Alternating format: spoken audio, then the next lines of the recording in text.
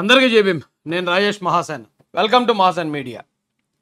అయితే మీకు తెలుసో లేదో ఒక విషయాన్ని మీరు గమనించారో లేదో, ఈ 5 సంవత్సరాల్లో వైసీపీ నాయకులు, టీడీపీ నాయకులు, జనసేన నాయకులు మరియు బీజేపీ నాయకులు వీళ్ళ నలుగురు ఏకాభిప్రాయానికి వచ్చిన ఒకే ఒక విషయం ఏంటి తెలుసా మీకు? ఒకసారి మీకు తెలిస్తే ఒకసారి ఆలోచించి చూడండి, ఒక 10 నిమిషాలు ఆలోచించండి. వీళ్ళ నలుగురు ఏకాభిప్రాయానికి వచ్చిన ఒక సంఘటన ఉంది ఈ రాష్ట్ర చరిత్రలో ఈ 5 సంవత్సరాల్లో. ఎందుకంటే వైసీపీ చెప్తే టీడీపీ జనసేన వినరు, టీడీపీ జనసేన బీజేపీ అన్నీ కూడా వైరుధ్యాలు కలిగిన పార్టీలు. కానీ ఈ పార్టీల్లో ఉన్న నాయకులందరూ ఏకతాటి మీదకి వచ్చారు ఒక విషయంలో. ఏంటో విషయం అంటే, నారా చంద్రబాబు నాయుడు గారు రాజేష్ మహాసేన్ అనేవాడికి సీట్ ఇవ్వడం నచ్చని విషయంలో వాళ్ళకి నచ్చలేదు.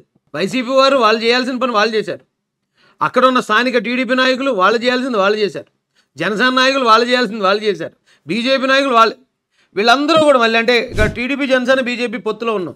పొత్తు ధర్మంలో భాగంగా టీడీపీ ఇచ్చిన సీటు గురించి మనం మాట్లాడకూడదనే ధర్మం వారు ఏం పాటించలేదు. ఏకాభిప్రాయానికి వచ్చారంటే ఏ రోజన్నా ఒకసారి ఆలోచించి చూడండి. ఒక వ్యక్తి మీద ఇన్ని పార్టీలు, TV9 దగ్గర నుంచి పెద్ద పెద్ద మీడియా సంస్థలు, ఈ చోటా మోటా యూట్యూబ్ ఛానల్స్ వాళ్ళు, వీళ్ళందరూ కలిసి రాజేష్ మహాసేన్కి నోటు దురుసు, రాజేష్ మహాసేన కాపులను తిట్టాడు, హిందువులను తిట్టాడు అంటే ఇంత ప్రచారం ఒక్కడి మీద ఎందుకు జరుగుంటుందో ఏ రోజన్నా ఆలోచించి చూడండి. నాకు తెలిసిన కారణం ఒకటే, గన్నవరం రాజేష్ మహాసేన్ సీట్ ఇవ్వగానే అక్కడ బీసీలు, చాలామంది బీసీలు అన్న ఇప్పటి వరకు మేము చేతులు కట్టుకుని నిలబడలేకపోయాం ప్రతి ఒక్కడి దగ్గర, ఇప్పుడు నువ్వు వస్తున్నావు, నువ్వు డైరెక్ట్గా అంటే మనిషిని బట్టి నువ్వు ఖచ్చితంగా నిలబడతావు, నువ్వు ఆడెవడో ఏ కులమోడో లేకపోతే ఏ స్థాయి ఉన్నవాడు అని కాదు నీకు కావాల్సింది, న్యాయం ఉంటే కనుక డైరెక్ట్గా మనిషిని బట్టి నిలబడతావు. మేము ఇప్పటివరకు ఎమ్మెల్యే గారిని కలవాలంటే ముందు జమీందారులు కలవాలి, పెత్తందారులు కలవాలి, ఇప్పుడు ఆ ప్రాబ్లం ఉండదు, నువ్వు అందరికీ గేట్ ఓపెన్ చేస్తావు అని చెప్పి అక్కడ ఉన్న బీసీ యువకులు చాలా ఆనందపడ్డారు. హార్ట్ఫుల్గా చెప్తున్నాను నేను. అక్కడ ఉన్న ఎస్సీలు అయితే ఇంక చెప్పక్కర్లే, మా తరపున మాట్లాడేవాడు ఒకటి, ధైర్యంగా మాట్లాడేవాడు ఒకటికి ఇంతకాలానికి సీట్ ఇచ్చింది ఒక పార్టీ. మేము వైఎస్ఆర్సీపీ అయినా కూడా ఈసారికి మేము రాజేష్కే ఓటేస్తామని ఎస్సీలు అందరూ ఒక్క మాట మీద నిలబడ్డారు. కాపుల్ని ఎంత రెచ్చగొట్టినా కాపులు తిట్టాడని కాపుల్లో చాలామంది రాజేష్ నువ్వు కరెక్ట్, నువ్వు రావాలి ఇక్కడికి, నీలాంటి ఉండాలి మా నియోజకవర్గం బాగుపడాలంటే అన్నారండి. కానీ నాకు ఏంటో మరి నాకు అర్థం కాలేదు, ఇంతమంది ఇష్టపడినా అక్కడ జరగాల్సింది జరిగింది. ఈ జరగడానికి గల కారణం ఏంటంటే, రాజేష్ అనేవాడు ఒక్కడో అసెంబ్లీకి వస్తే స్థానికంగా ఉన్న ఎస్సీలు మన మాట వినరు, బీసీలు మన మాట వినరు, ఈ పేదలు ఎవరైతే ఉన్నారో వాళ్ళు మన మాట వినరు. కాబట్టి ఈయన్ని తొక్కి పెట్టేస్తేనే వాళ్ళందరినీ కూడా మన కంట్రోల్లో ఉంచుకోవచ్చు. ఇది ఒక్కటే కారణం అండి, ఇది ఒక్కటే కారణం. ఎందుకంటే 2024 ఎలక్షన్లో పోటీ చేసిన వాళ్ళు చాలామందికి బేభత్సమైన నేర చరిత్ర ఉన్నవాళ్ళు ఉన్నారు, మర్డర్ కేసులు ఉన్నవాళ్ళు, రేప్ కేసులు ఉన్నవాళ్ళు, 100 కోట్ల రూపాయల ప్రజాధనాన్ని లూటీ చేసిన వాళ్ళు, వాళ్ళందరి మీద లేని డిబేట్లు, న్యూస్లు ఒక్క రాజేష్ మహాసేన్ మీదే. మీరు గమనించట్లేదు. అయితే నేను దానికి కూడా గర్వపడ్డాను. ఎందుకో తెలుసండి, చిన్నప్పుడు మనం గొడవలకి వెళ్ళే టైంలో ఇప్పుడు ఆయన గొడవలంటే నేను వెళ్ళి కొట్టి పాడేస్తాను రా అని వెళ్ళేవాళ్ళు, లేదు ఆయన గొడవలంటే ఇద్దరు ఉండాలిరా అంటే ఇద్దరు వెళ్ళే, లేదు రాజేష్ గడి మీద వెళ్ళాలంటే ఇలా ఉండాలిరా అంటే అవతలోడి కెపాసిటీని బట్టి మనం ఎంతమంది వెళ్ళాలనేది డిసైడ్ అవుతాం. కానీ ఇక్కడ ఒక్క రాజేష్ మహాసేన్ మీదకి ఇన్ని పెద్ద పెద్ద ఛానల్స్, ఇన్ని పార్టీల నాయకులు, ఇన్ని వందల మంది, ఇప్పుడు కూడా జనసేన ఐడియాలతో ఇప్పటికీ నన్ను తిడుతున్నారు, ఇన్ని వందల వేల మంది ఒక్కడిని ఎందుకు టార్గెట్ చేస్తున్నారు అనేది ఈ SC/ST/BC మైనారిటీలకు అర్థమైన రోజున కథ వేరే ఉంటుందండి. నిజం. ఇప్పుడు రాజేష్ అనేవాడు ఎందుకు ఎగ్జాంపుల్కి నన్ను ప్రచారం తప్పించినప్పుడు చెప్పిన కారణం ఏంటంటే, ఒక కులం వైపు మాట్లాడతాడు, మతం వైపు మాట్లాడతాడు, ముస్లింలు అంటాడు, క్రిస్టియన్లు అంటాడు, ఎస్సీలు అంటాడు, అత్తమాట కులం మొత్తం మీద మాట్లాడతాడండి అంటాడు. ఏమంటే ఏ రోజన్నా నా కులం గొప్పది, నా కులం పెద్దదని ఎప్పుడన్నా నేను మాట్లాడడం ఎప్పుడైనా విన్నారా మీరు?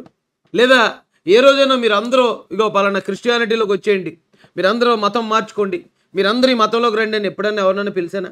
లేదా ఇస్లాం అనేది చాలా గొప్ప మతం, మీ అందరూ ముస్లింలుగా మారిపోండి అని ఏ రోజన్నా ఎవరికైనా చెప్పానా? కులం వైపు మతం వైపు మాట్లాడడం అంటే అదండి. నా కులమే గొప్పది, నేను పైన దిగొచ్చాను, నేను అందరికన్నా గొప్పండి అని ఫీల్ అయితే అది అలాంటి వాడు కులం గురించి మాట్లాడకూడదు. లేదా నా మతమే గొప్పది, అందరూ ఈ మతంలోనే ఉండాలి అని మాట్లాడేవాడు మతం గురించి మాట్లాడితే తప్పు, అలా మాట్లాడితే. అంతేగాని ఎస్సీ కులం పేరుతో మానభంగాలు చేస్తూ, శిరోమండనాలు చేస్తూ, రోడ్ల మీద ఈడ్చి కొట్టి చంపుతూ ఉంటే, అరే ఆ కులం పేరుతో అంత అలా దారుణంగా కొట్టి చంపుతారా? నేను నిలబడతాను ఆ కులానికి అని నిలబడితే అది బాధితుడి పక్షాన్ని నిలబడడం అవుద్దు, కానీ కులం పక్షాన్ని నిలబడడం అవదండి. డైరెక్ట్గా పొత్తులో ఉన్న కూటమిలో ఉన్న పార్టీలు వచ్చి ముస్లింలకి మేము ఇలాగ నష్టం చేస్తాం, క్రైస్తవులకి ఇలా నష్టం చేస్తాం అని మాట్లాడుతున్నప్పుడు వారి వైపు నిలబడడం అంటే బాధితుల వైపు నిలబడడం అవుద్దు, కానీ మతం వైపు నిలబడడం అవదండి. ఈ చిన్న లాజిక్ చాలా మందికి తెలీదు. ఎందుకు చెప్తున్నానంటే ఇప్పుడు చాలామంది నన్ను అని ఇంకో మాట ఏంటంటే, నువ్వు నిజంగా ఎమ్మెల్యే అయితే అన్ని కులాలని నువ్వు సమానంగా చూడగలవా? ఒక కులం మీద ప్రేమ ఉన్నవాడు, మతం మీద ప్రేమ ఉన్నవాడు అందరినీ నువ్వు సమానంగా చూడగలవా అని అడుగుతున్నారు. ఏమండి, స్వతంత్రం వచ్చి ఇంతకాలం అయింది, అందరినీ సమానంగా చూసిన రాజకీయ నాయకులు ఉన్నారండి? ఇంతకాలంలో వచ్చిన ఈ వేలాది మంది ఎమ్మెల్యేలు, ఎంపీలు, వేలాది మంది ముఖ్యమంత్రులు, కొన్ని పదుల సంఖ్యలో వచ్చిన ప్రధానమంత్రులు అన్ని కులాలని సమానంగా చూసారండి? ఒకవేళ వాళ్ళు అన్ని కులాలని సమానంగా చూసుంటే ఈరోజు ఇంకా కొన్ని కులాలు ఇప్పటికి ఇంకా అంటరానితనంలో, ఊరు బయట తినడానికి తిండి లేక పేదరికంలో ఉండుండేవండి. ఏమంటే నీతులన్నీ నాకు చెప్పడానికి వస్తున్నాయండి. ఇప్పుడు పైనుంచి వరుసగా 4 మెట్లలో నలుగురు ఉన్నారనుకోండి కిందకి, ఆ కింద 4వ మెట్టు మీద ఉన్నవాడిని పైకి తీసుకెళ్లాలనే ప్రయత్నం చేయాలంటే వాడికి ఎత్తేయాలి. వాడికి కొంచెం హైట్ వేస్తే వాడు కొంచెం పైకి లెగిస్తాడు. అప్పుడు మనం పని చేయాల్సింది వాడి కోసం అండి. అంతే తప్ప నలుగురు కోసం సమానంగా పనిచేసి నలుగురికి ఒకే ఎత్తేసాం అనుకోండి, మళ్ళీ పైనోళ్ళు పైనే ఉంటారు, కిందోడు కిందే ఉంటాడు.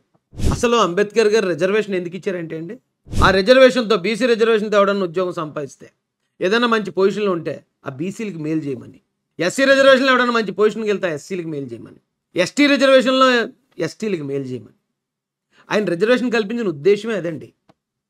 అయితే ఒక్క నియోజకవర్గంలో ఇప్పుడు ఎగ్జాంపుల్ చెప్తాం, మనకు 175 నియోజకవర్గాలు ఉన్నాయి. ఆ నియోజకవర్గంలో పెద్ద కులాల నుంచి ఎవరైతే ఎమ్మెల్యే గారు ఉంటారో ఆయన చుట్టూరు వాళ్ళే ఉంటారు, లేదా గ్రామాల్లో గ్రామస్థాయి కార్యకర్తలు వాళ్ళే ఉంటారు.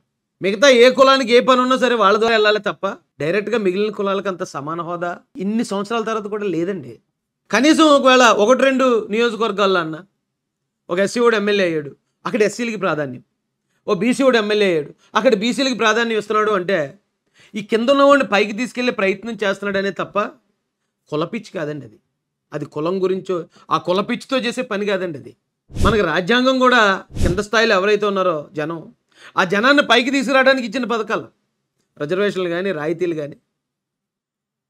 అలా మాట్లాడుతుంటే నాకు ఒకసారి మెంటలు వచ్చేస్తుంది.